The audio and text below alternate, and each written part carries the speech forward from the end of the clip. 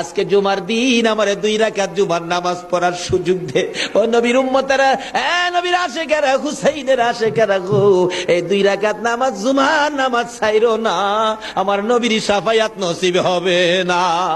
রক্তে লাল হইয়া যদি হুসাইন 2 রাকাত জুমার নামাজ পড়তে পারে গো, আজকাল থেকে কথা দিতে হবে জীবনে কোনোদিন জুমার নামাজ ছাড়তে পারবা না।